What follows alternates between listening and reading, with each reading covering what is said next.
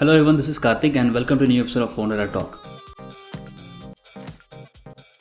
So in this video, as usual, we'll be discussing about a couple of interesting topics which we covered, and today we have a lot of smartphone launches, so let's just quickly cover those. And the first smartphone we're looking at here is the Lenovo K6 Note. The company has launched the Lenovo K6 Note smartphone here in India today. And so talking about this smartphone, we have two variants here. One is the 3GB RAM variant, other one is the 4GB RAM variant, and the prices of these smartphones starts from 14,000 rupees onwards. And unlike the K6 Power, these smartphones will be sold in offline stores as well starting December 17th. And when you talk about the specification of this smartphone is more like a mid-range smartphone we're looking at here. So we're looking at a 5.5-inch Full HD display along with a Snapdragon 430 processor, just like the one we saw with the K6 Power. And just like I mentioned, there will be two variants, 3GB and 4GB with 32 and 64GB internal storage, and both of them will be expandable up to 128GB. And on the camera side of things, we're looking at a 60 megapixel rear facing camera and a 8 megapixel front facing camera. So you can check the links in the description for more details on this particular smartphone. And moving on to the next smartphone launch, we have two smartphones from Nubia. And so basically the first smartphone is the Z11. So this is the company is calling this the bezel-less smartphone. So what we're looking at here essentially is again a 5.5-inch display.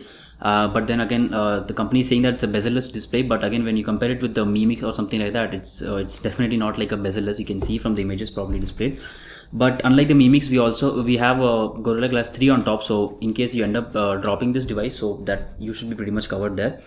And again, when you talk about the specification of this device, this is more like a flagship kind of device. So we're looking at a Snapdragon 820 processor here, along with a Adreno 530 GPU. And this smartphone it comes with 6GB of RAM and with 64GB of internal storage. In China, the company launched a 4GB RAM variant, but here in India, we only get the 6GB and 64GB combination in India. So that's what we're looking at. In terms of camera, we have a 60 megapixel rear facing camera with an f2.0 aperture and an 8 megapixel front facing camera.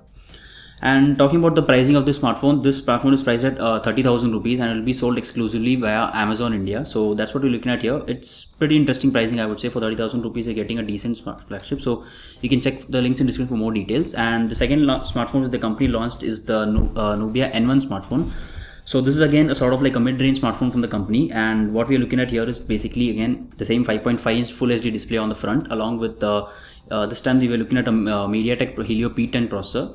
But the unique selling point of this particular smartphone is the battery. So the company says that it comes with 5000 mAh battery to start with, and the company says that it will last for up to 3 days. And talking about the specification, this smartphone comes with a 3GB RAM, and then we have two configurations here. One is 32GB internal storage and the other one is 64GB internal storage variant.